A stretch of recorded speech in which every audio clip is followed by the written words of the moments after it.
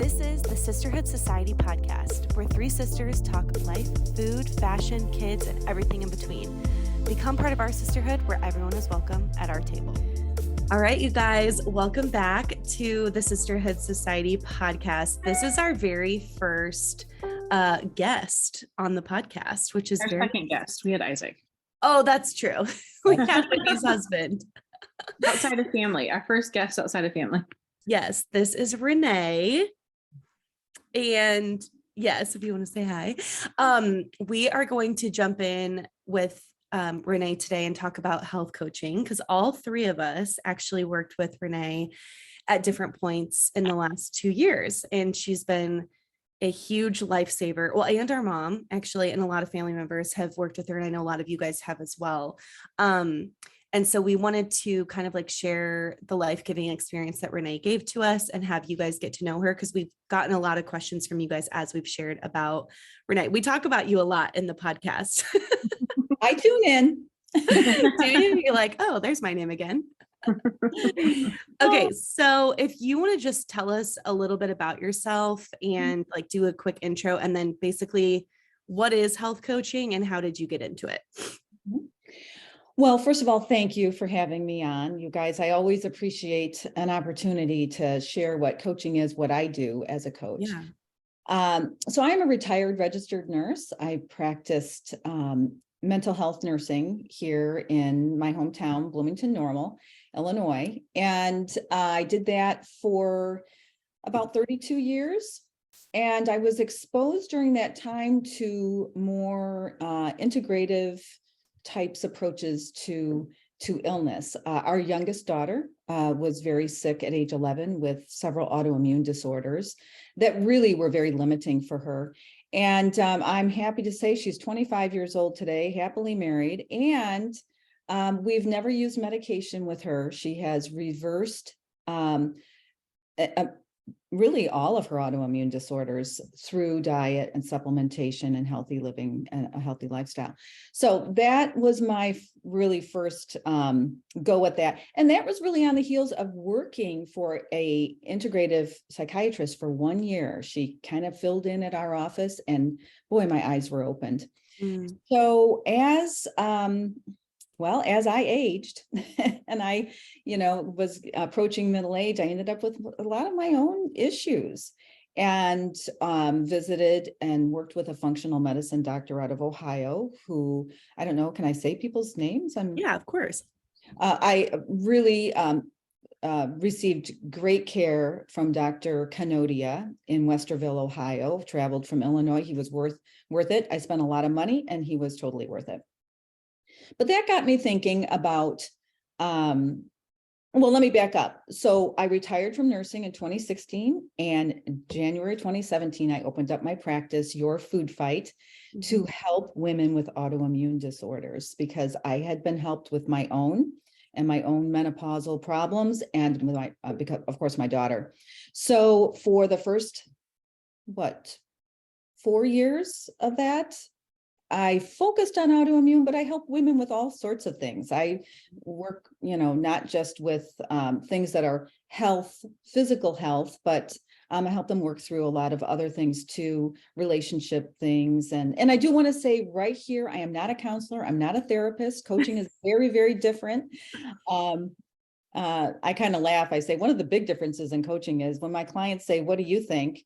And as a coach, you do say, well, what do you think? Yeah. But I'm perfectly happy with sharing my opinion as well. And therapists really do not do that. It's really back onto the patient. So in the past year, I have pivoted my practice to helping middle-aged women lose weight and keep it off, because I found that no matter who was coming into my office, and especially for women, middle-aged women, they really wanted to lose weight. And I knew that if they were able to lose weight, they could address some of those other physical issues. I can't tell women what to eat or how much to eat. I can't help them with their, this many macros, that kind of thing, but I can guide them. I can educate and encourage is what the state of Illinois allows me to do. And so I take full advantage of that. I educate and encourage. And so when women start losing weight, their minds are freed up to Mhm. work on the other things that really are important to them. And I think that through intermittent fasting, that's really, I'm an intermittent fasting coach, that women can get weight off and keep it off because it is a lifestyle.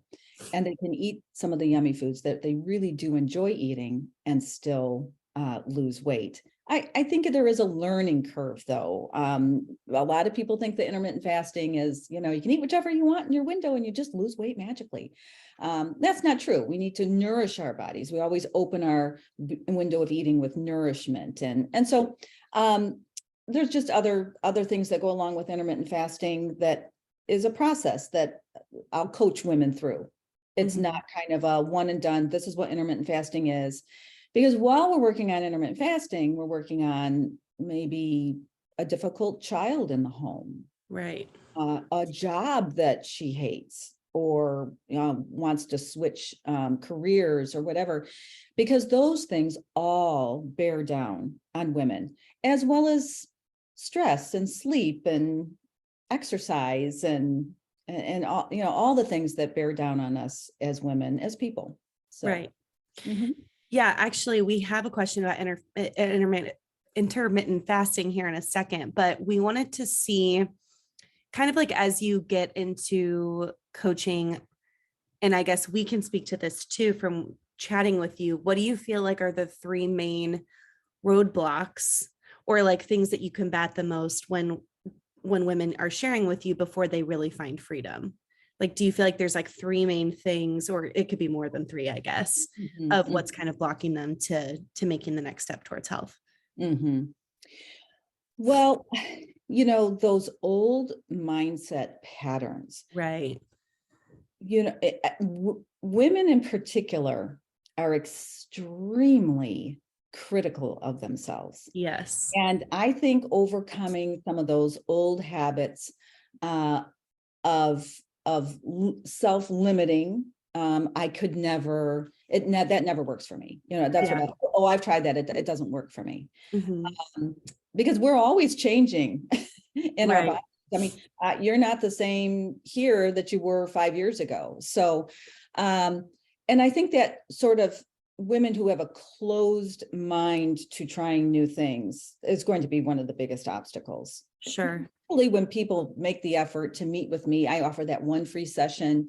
They can see that, this might not be as painful change may not be as painful as I thought it was going to be. So I think that the limiting mindset is one of the biggest things, and how women talk to themselves internally, which Mhm. kind of goes along with that, but it is different. I'm no good, maybe they're not saying that exactly, but they look at other women, they compare themselves, when we are all uniquely made, and what works for one doesn't work for another. So if your girlfriend, went on the grapefruit diet, please, and lost a bunch of weight, it doesn't necessarily mean you should go on the grapefruit diet. Actually, Totally. nobody should go on the grapefruit diet. But anyway, that was big when I was younger anyway. So those are kind of tandem things, that inner dialogue, the limiting mindset, and I would say lack of knowledge. Yeah, definitely. There is that confusion over, oh, I listen to this person, they say I should do this, and I listened to this podcast and they said I should do this.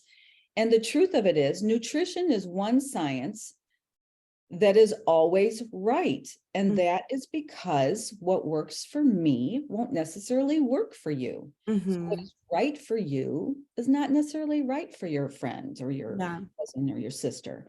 And so it's all right. It's all Mhm. correct. Now, there are some big things we've learned through the years, like, oh, what do you know? Saturated fat is really not that, it's not an issue. Right. And we really do need to reduce our sugar intake and things like that. But overall, I'd say it's a knowledge piece. And I address that in coaching with that knowledge piece. Mhm. One thing I thought I could give an example of, which this is a funny thing we talked about, me and Renee talked about a lot, like where there's like weird rules, at least I felt this way, that you've heard for a long time, or like you said, you heard on a podcast, or it was spoken when you were a child. And so you've like held on to it for a really long time. And you almost create these like boxes in your life of like, oh, I shouldn't eat, XYZ. And one thing I brought up to you in coaching, which again is so silly, is I was like, I don't feel like I should eat bananas. And you were like, why? And I was like, because everyone says bananas are like high in sugar, but I like really love bananas. And you were like, okay, let's like actually break down bananas. And you were like, what else is also true about bananas? They're, high in potassium. They're like, and you were like, they're high in these antioxidants. And you're like going into all these things. And you're like, so wouldn't it be okay if you ate a banana? Right. Like, Right. yeah. And you're like, don't eat 6 bananas, but you Right. can have a banana. And Yes. it sounds so stupid, right? Like when you're saying it out loud. And I think when we're having these conversations, you're like, why have I, like you said, limiting beliefs or like these lies that have been told to you? Sure, like a nutritionist might say there's a lot of sugar in bananas, but it's Mhm. good sugar or natural sugar that could actually benefit you. And it's a better option than cake. Yes. So that's just like a silly example of something that like, women can hold on to or use as an example of like you and I had talked a lot about like, I gave like a morality to food, labeling them good or bad. Yeah.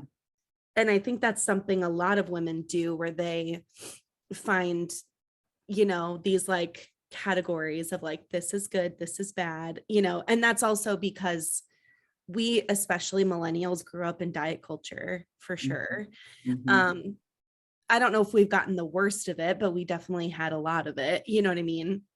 And I mean, the baby boomers definitely did too, for sure. But like I remember our parents trying like Atkins and keto and just, Yeah. all the things, and the cabbage soup diet. And it was like Okay. one thing after like each fad, Mhm. um, because that's just what people would do to try these methods. So then you get all these like things mixed up in your head, like what is actually right. And I think that what I learned, or I should say one of the hundreds of things I've learned from working with you, is it's way more simple than we're making it. Oh, yeah. Yeah. Yeah. That whole idea of good food, bad food. I'm fond of saying food doesn't have a soul. Yeah. So, I mean, it's not a matter of it being good or bad. Yeah. A lot of times it comes down to, do you like it? If you like it, Totally. most things you can have. If you like, Right. have it, don't have 500 of it, but Right. have it, So I am big into food freedom, not being Mhm. weighed down by our choices, Mhm. with the resultant guilt and stress, Right. which is more detrimental than the candy bar. Oh, Really, 100%. if you're gonna, labor and stress over it.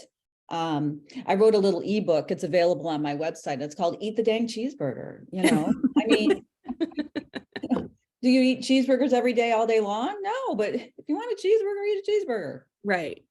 100%. I also find that if you give yourself those freedoms, you're probably going to give into them less, Mhm. because they're probably not going to make you feel great. If you are eating well and taking care of yourself, you probably will, the longer you go, will crave those things less.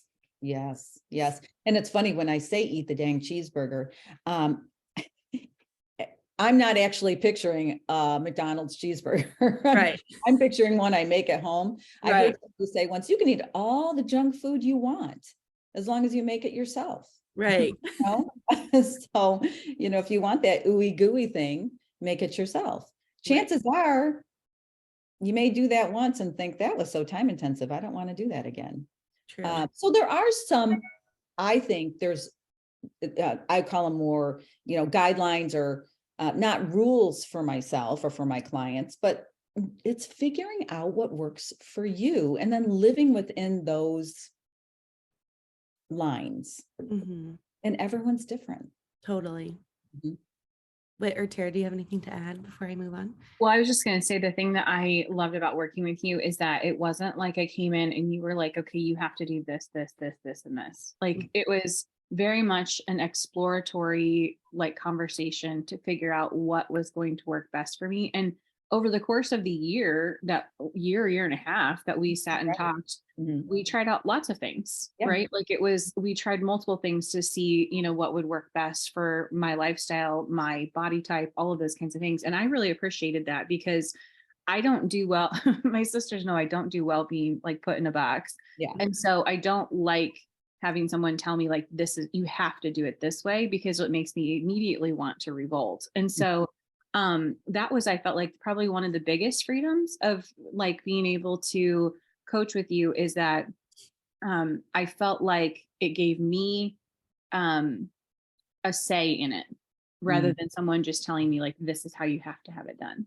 Mhm. And I felt like that was very freeing. Yes. Yes. Yeah. I was going to add to that too. And this is something I was going to say in my intro, but obviously Renee is like probably one of the most filled in people about my infertility journey and just our business struggles and all the things that we've walked through in the past 2 years. Cause I started originally meeting with you in April of 2020. So we were about to go through like the biggest whirlwind of my life. And I felt like there was times like in 2020, our business was fairly stable because people were at home and they were shopping online. So it was less business focused and probably more in my infertility journey and health. But then in 2021, there was a lot, and 2022, there was a lot of focus on like the emotional side of my life, like boundaries within family, like boundaries with work. Obviously, there was a lot of like decompressing pain with friends getting pregnant. Like we didn't just talk about food like there. And I feel like what I feel like you're so good at is you're not a counselor, but like there was times or months that we met where you knew that I wasn't in a place to talk about what I ate for breakfast. Like you were really like helping me like at it was like in those seasons, I feel like what I needed for was my mental health. And that helped me then get the other pieces of my health in line because I was able to sort out my thoughts with you. And I wasn't treating you like a therapist. It wasn't like that because we still talked about health goals as well. But it was like you were sensitive to knowing, I think, in seasons of life, what needed to be focused on instead of being like, okay, how much water have you drank today? Like, it's not like that, And I feel like that's what's most life-giving about your practice is that you like actually really care about the whole picture of a woman's life and not just like Tara said, like berating her if she eats a piece of cake or brownie and ask how many steps they got in. Because at the end of the day, of course, those things are important, but the mental piece of it and really like sorting out all of your life, like you're the one who helped me create work-life balance and challenging myself not to work on weekends and like and it wasn't even you suggesting it, it was like you saying like what are the words or the banner you want over your life if peace and time off are the two words. I can't remember what they were, but I think that's what they were. You were like, what do we have to do to work backwards to get to those being the goal, right? And you're really good at taking notes too and doing the recaps. So even if I didn't remember what I said, you do. So you would like back and be like, yeah. So I guess I'm saying it's more of a full picture conversation than just constantly about food and exercise. And I echo that as well, because I mean, I think I went like 10 straight sessions where I bawled in your office or over a Zoom call with you, and it had nothing to do with food. But I remember the very first session you asked me like what I ultimately want like out of life. And I remember I wanted strength in my marriage. I wanted intentional time with my kids.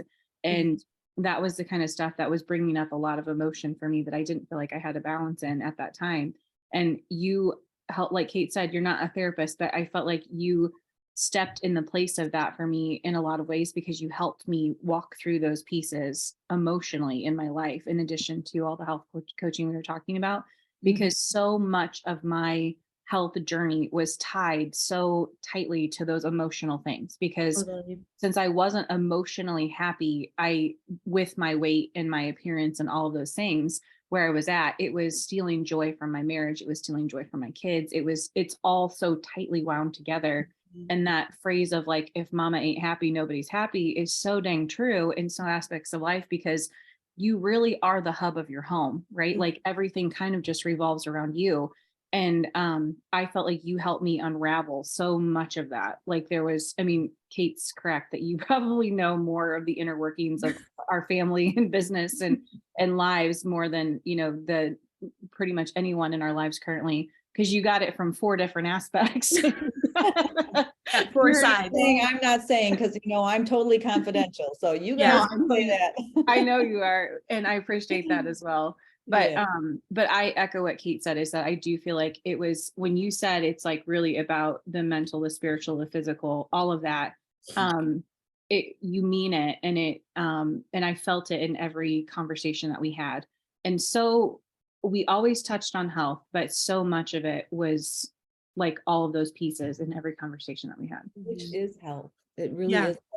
And I will tell you that I consider it, with you three and every other woman I've had the opportunity to work with, it is a sacred honor, as far as I'm concerned, to be allowed into women's lives and have a voice, just one of the voices, not the voice, but just to be one of the voices in her life. That is, I mean, that's why I do this. But it comes back on me as the blessing, you know. I feel blessed. So I just want to kind of put that out there, that I don't take my role in women's lives lightly at all. I mean, even in my newsletter that I send out, which is usually light and lighthearted, but I care about the women who are reading what I'm writing. And I never know who's going to end up in my office or across the screen, you know, and I want to be available in all of those areas you guys are talking about. So it's a blessing to hear how it all comes out, you know. Yeah. And you three really typify the diversity, you know. Your needs are all very different. And I think that that's encouraging to other women too, that whether they seek out coaching with me or another coach, that a coach sees everybody singularly, individually, not in comparison to anybody else they might be seeing. So yeah. It's not like, oh, here's one of these again. It's nothing like that, you know. It's very unique. So yeah. I was just gonna say that it became like a running joke, because Kate would be saying that she has to go meet with her therapist, or that she just had therapy, and we're like, she's not not a therapist, she's a health coach, but same thing. Yeah, like it's all the It's all the same thing. Yeah, it's all therapy. Well, you know what? Let me say, I mean, I refer out to therapists. That's how, I mean, but of course I was in that field with therapists. There's a terrible shortage of availability of therapists, I think, across the country probably right now, which is, there are online services like BetterHelp and things, which is great. But I would say, you know, that's how I can define my role very clearly when I say, you know what, to somebody, I think you need to see a therapist. You know, I know my limits, and I know in terms of my education what I can and cannot do. So yeah. So I think that mental health background, though, makes you so much more sensitive to like recognizing that in people, like you said, if there was something deeper than just being able to like define goals and, you know, help women set boundaries, etc. Like I think that you're really good at, like you said, defining the balance between where you start and stop. Okay, so how do you feel like you effectively achieve getting around those main roadblocks with women that you had mentioned before? Well, my perspective is that there is the uniqueness of each woman, but that there are things that are hovering around her life that most women aren't even aware of. And I feel like my job is to help her to see the bigger picture of her life, her family, her work, her, giving back to the community, whatever it is, to see the whole of it. Because women oftentimes come to me with a very, what I would call myopic view. They're coming because of this one thing. And my job is to help her to see, the fact that you're not sleeping is probably impacting that one thing. Or the fact that you sit in a chair all day long and you never get up and move is probably affecting that one thing. So I feel like I'm the kind of that opportunity for them to take a step back and let's look at this more broadly, and not because everybody comes with that one thing. Like either I want to lose weight, or I have achy joints, or my kid is out of control. So they come with that very defined issue. But when they can see that there's so much more that bears down on it, it doesn't make that one issue so big. Right. Because it's like, oh, you mean if I start working on my sleep, maybe I'll have more reserves for dealing with that one thing. So I think that that's a classic coaching maneuver. And I think most coaches work that way. I do look at women as physical, mental, spiritual creatures. And I do think you have to address all of those areas in order for there to be wholeness.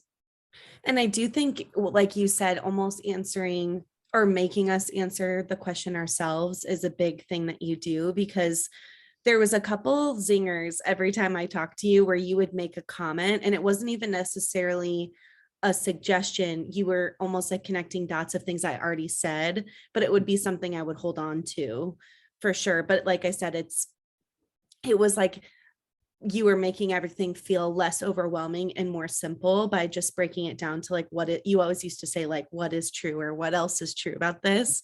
And this is another like kind of funny but stupid example, is when we were doing 75 hard last year, it snowed really bad in January. And I remember telling you that I had to go walk in the snow like for 2 weeks straight. And when I was out there, I was like annoyed, and I was like, there's not going to be a single person out here but me. I'm going to be, trudging in this blizzard. And what I came to find out was there was a lot of people walking in the snow, walking their dogs. There was people running in the snow. And you were like, yeah, I mean, fit people walk, whether it's raining, snowing, it's hot. Like you were like, if health is a priority, weather is not a condition for them to continue to like, further their health. Yeah. And I was so like flabbergasted that I saw so many people out in the snow, and you were like, that's not that weird. Like, you're just like, that's what fit people do. So it was just funny, like, even whether it was like really serious or really simple, like I'm saying, you helped connect the dots and almost like answer like you said, answer our own questions instead of constantly like talking at us. You made us answer or connect the dots, for us. Well, I think you bring up a really good point, Kate, and that is the simplicity of things. Yeah. Life gets very complicated, and I think we create a lot of the complexity ourselves, either from past experiences or just from overwhelm. And I think that's the beauty of sitting with a coach, is you can just bring this down to brass tacks, I have people even today who say, I do walk, but then it gets cold. Like, okay, well, do you own a jacket? Honestly, or it's too hot, get a good sweat on, or go in the evening, just simple. I can say the things to women that probably nobody else will say to them, and not in a flip way, but to bring about the thinking like, oh, well, I guess I could put on a hat and gloves and boots and yeah, totally. Okay, so we'll end with the last two questions, but why are you so passionate about intermittent fasting? Because it works most- Okay. for most people. Right. It doesn't look the same for everybody. Yeah. You know, back to the old grapefruit diet, you know, it doesn't look the same for everybody, but Mhm. in general, I think that it works, and it engages the mind and the body, and within the body, it engages certain hormones. And for middle-aged women who may be off in their hormones, and that doesn't mean they're not going to need some help with a doctor or a practitioner with some hormone adjustment. Sure. But I think a good start is to eat within a limited time during the day. And it, like I said, it does not look the same for everybody. So we know that we engage certain processes in intermittent fasting, like autophagy, which Mhm. is the clearinghouse of is the cleanup system in our body. And it takes place in our bodies all the time, but we know we can ramp it up with intermittent fasting, and we can clear out old cells that lead to cancer, and we can clear out old proteins that produce inflammation in our body. We know inflammation is the bottom line of all chronic illness. So to me, it's like this perfect starting place for gaining health. You increase your human growth hormone when you fast. I mean, there's so many pluses to it. And it takes the focus off of food and diet, which middle-aged women, which is my age group, do have an extensive, like you guys, experience with diet culture, and it can free them from all that. Mhm. And you know, I do an intermittent fasting support group for women I've worked with in the past, and current and past clients. And that is what I hear all the time. Food has no hold on me anymore. I feel free. And so I can't imagine recommending anything else to women, if for us, at least for a start, you know, Right. try it. And then for even with illness, you know, decreasing inflammation, having an early window, if you have blood sugar dysregulation, stopping eating earlier in the day, we know that that is good for people. And for women, I just feel like I have such a great thing to offer them. There is an education piece that goes along with it. It's not starving yourself. I hear that. Well, you're just starving yourself, you know. Which is not the case. I eat better today fasting than I did following any diet I ever did. Mm. So, Whit and Tara, do you want to add anything before we close out and tell people how to get a hold of Renee? Well, one of the things that I did with Renee was intermittent fasting, and I do feel like that initially it's like, oh geez, how am I going to wait till like not eat till noon every day? But it is one of those things that's easier than what you think it is. And so I felt like what she's saying, it is freeing. It doesn't feel like you have so much focus on calories or the numbers. You can, you know, you have like a window and you can eat within it.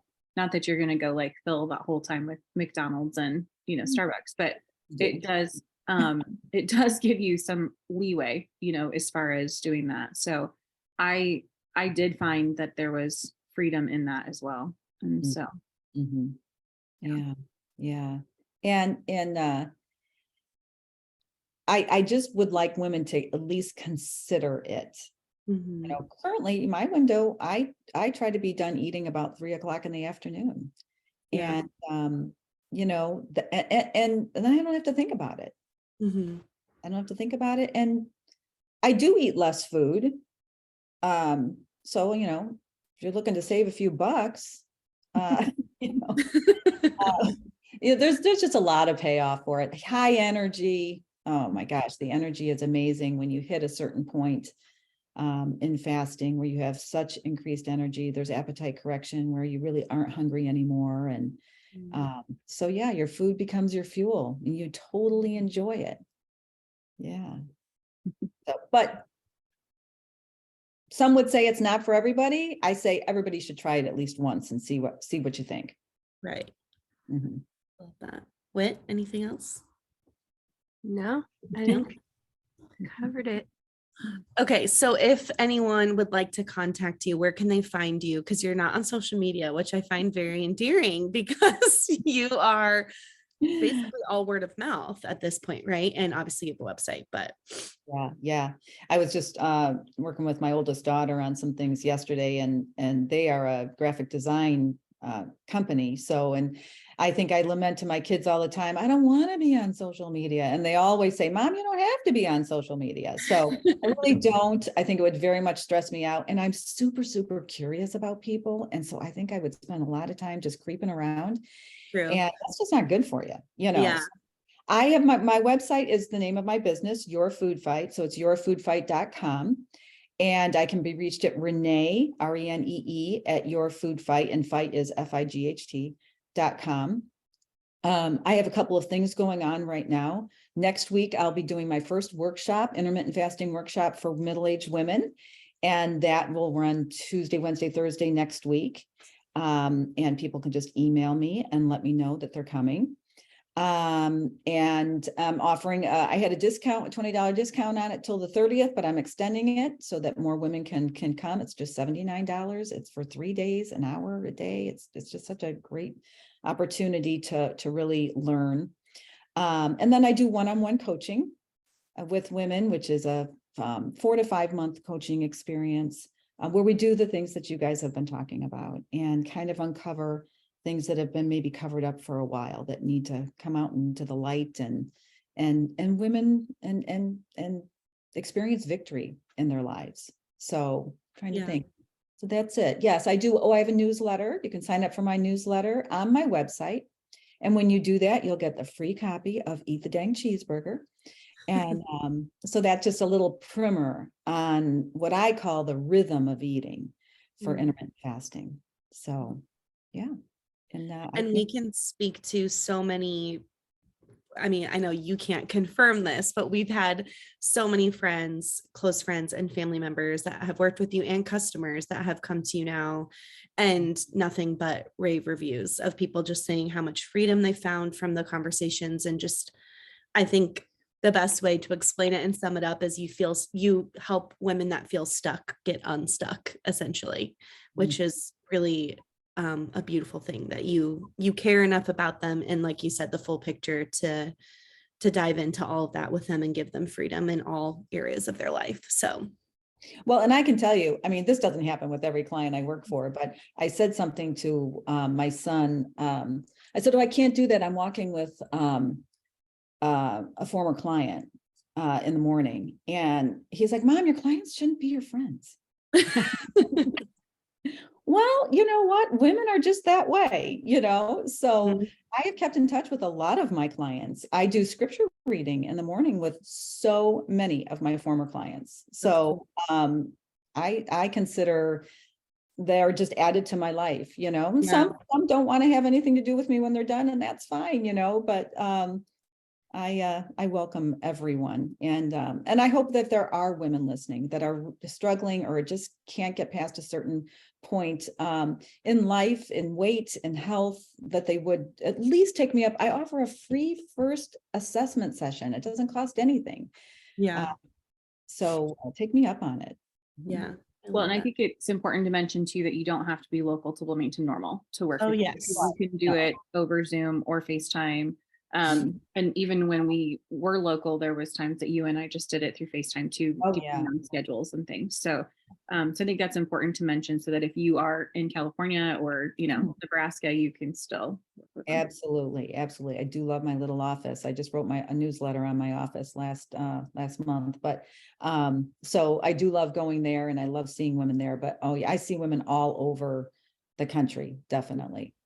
So, well, we're so grateful that you took the time to do this. So thank you for being here. Truly, we all three have raved about you so much and told so many friends about you. And obviously have spoken so much about you between the podcast and all of our socials, and truly have changed all three of our lives. So we're really grateful for you and just love you. And we hope that other people take the opportunity to work with you, because it's a gift for sure. Well, I love all three of you and all those associated with you that I've met. And thank you for the opportunity. This non-social media coach really appreciates that. You're welcome. You know about what I do. So thank you. I love it. No problem. All right, guys, that wraps up this episode. If you like what you heard, make sure to subscribe to our YouTube channel to watch the video version, as well as leaving a 5-star review on Apple Podcasts. And we'll see you in the next one. Bye.